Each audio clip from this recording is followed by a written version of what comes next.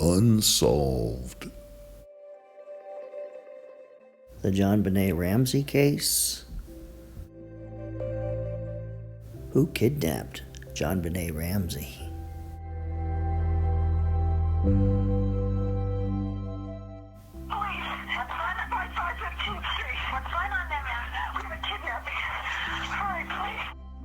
Patsy Ramsey reported her daughter, JonBenet Ramsey, missing through 911, and Officer Rick French arrived within minutes to help her find her daughter, and it was about 6 a.m. and approximately an hour before daylight. John Ramsey stated to the police officer that their 6-year-old daughter was missing and their 9-year-old son, Burke, was asleep upstairs. John directed the police officer through the house and pointed out a 3-page handwritten note which was laid on the wooden floor just west of the kitchen area. John told the officer that his wife had found the note on the bottom step of a spiral staircase which led to the upper levels of the house.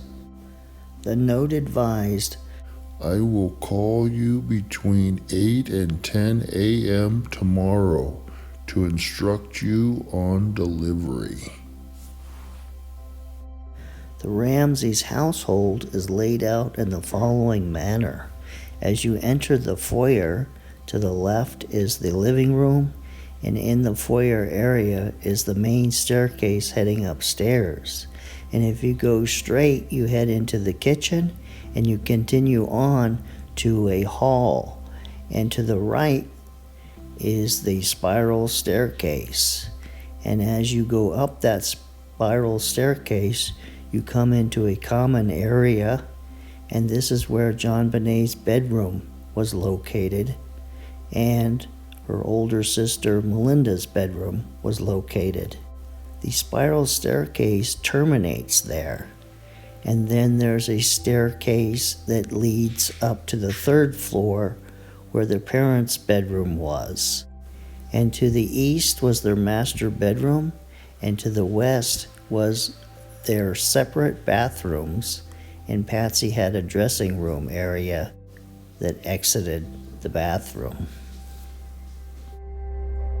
Shortly after John Ramsey and Patsy Ramsey spoke to Officer Rick French, Rick French went to JonBenet's room and saw that her bed was empty. Who kidnapped JonBenet Ramsey? So let's take a look at the ransom note to see what it's all about. You will withdraw $118,000 from your account. $100,000 will be in $100 bills and the remaining $18,000 in $20 bills. The ransom amount was close to John Ramsey's 1995 bonus, which was paid to him in either January or February of 1996 of $118,117.50.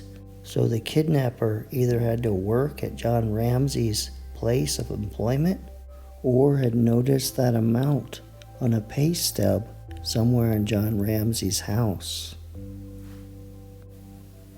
Any deviation of my instructions will result in the immediate execution of your daughter. You will also be denied her remains for proper burial.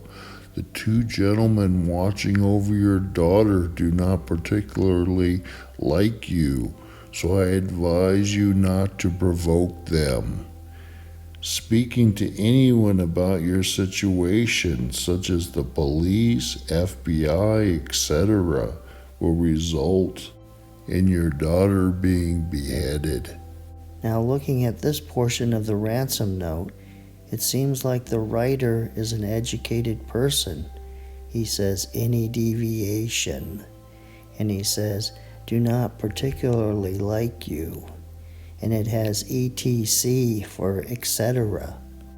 Now, the Ramseys had a housekeeper, Linda Hoffman, but she wasn't an educated woman. And furthermore, Patsy would have recognized her handwriting.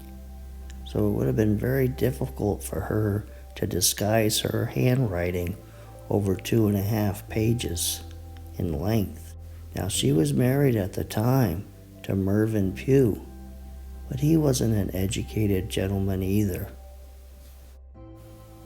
Don't try to grow a brain, John. You are not the only fat cat around, so don't think that killing will be difficult. Don't underestimate us, John. Use that good southern common sense of yours. It is up to you now, John. Victory, SBTC. Now, the kidnapper seemed to know John well, and he enjoyed movies, because he says, don't try to grow a brain, like in the movie Speed. And the exchange of money for JonBenet seems like the old movie Dirty Harry. And it also has a little bit of the movie Ransom tied in with the ransom note. This might suggest that the kidnapper wasn't a hardened criminal, and this was new to him. Or it wasn't about kidnapping for money, but it was kidnapping to get JonBenet. Within the first hour after Patsy called 911 and several of her friends, multiple people showed up at the Ramsey's residence. So starting from the top, moving left to right, at the Ramsey residence you had Patsy, Barbara Fernie, Officer Rick French, Carl Veach, several more police officers, John Ramsey, and then you had Fleet and Priscilla White, Reverend Roland Hoverstock, John Fernie, and the crime victim advocates Mary Lou Genemus and Grace Morlock. And I didn't have a photo of Morlock, so I used a photograph of one of the Morlocks from the movie Time Machine. Now that morning, Fleet White, who lived close by to the Ramseys and had babysat JonBenet on some occasions, went down into the basement. And he was familiar with the Ramseys' basement. He had been down there times before. And he went into the train room, and he noticed the suitcase under the basement window. And he went into the boiler room and opened the door to the wine cellar and looked inside and didn't see anything. And he came upstairs and sat with the rest of the people and took notes of what was taking place that morning.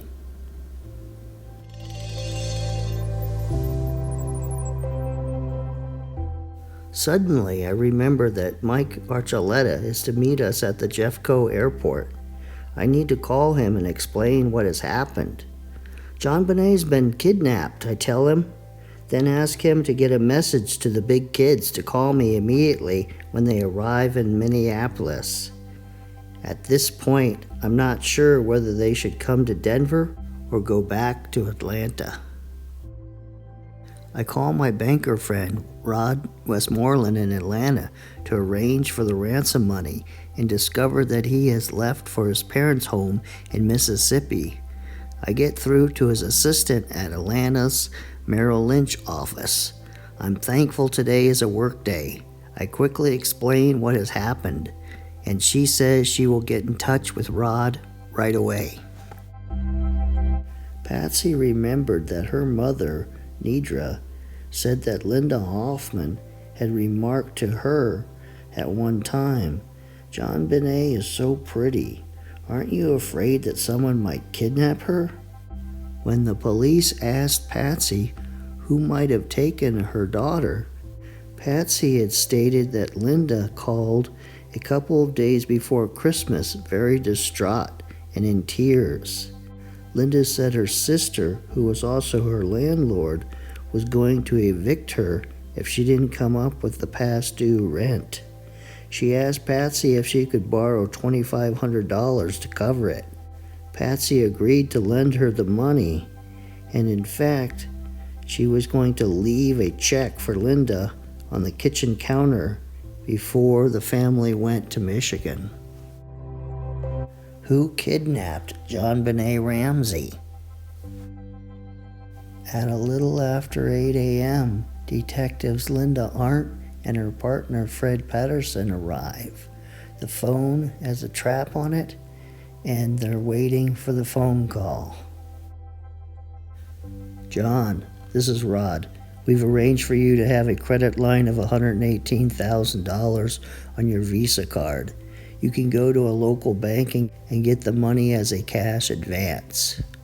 Thanks, Rod. No phone call came in between 8 and 10 that morning. So maybe the ransom note meant the next day. It said tomorrow. Or maybe the ransomer saw all the activity outside the Ramsey's residence and canceled his plans. Oftentimes, kidnappers will get scared and drop the child off at a supermarket parking lot or someplace and abandon their plans.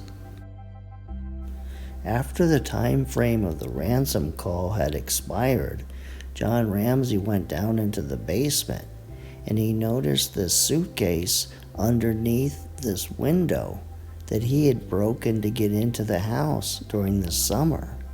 And you can get through this window well and grating above it. Who kidnapped JonBenet Ramsey?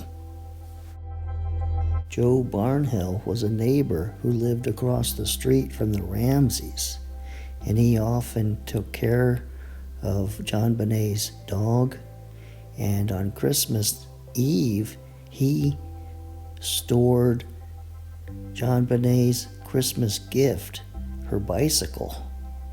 And unbeknownst to the Ramsey family, he had a tenant that lived in their basement, Glenn R. Meyer, who had a troubled past and had met and talked with JonBenet several times. And he intruded upon a Christmas party on December 23rd, asking some questions, and entered the Ramsey house. Was he the kidnapper? Was his plan just to get JonBenet and had nothing to do with money? Patsy had hired a gentleman playing Santa Claus from the Pearl Street Mall, and he was an educated man, and so was his wife, Janet McReynolds. And they were there at the party on December 23rd, and he had taken a great interest in JonBenet and went to several other events that JonBenet attended, like the Lights of December parade, where JonBenet was on one of the parade floats. By noontime, all the police personnel had left except for Detective Linda Arndt, and she was sitting around with John and Patsy and her friends, and she couldn't figure out who kidnapped JonBenet. Was it? Shortly after 1 p.m., John Ramsey found his daughter, JonBenet, dead in the basement in the wine cellar.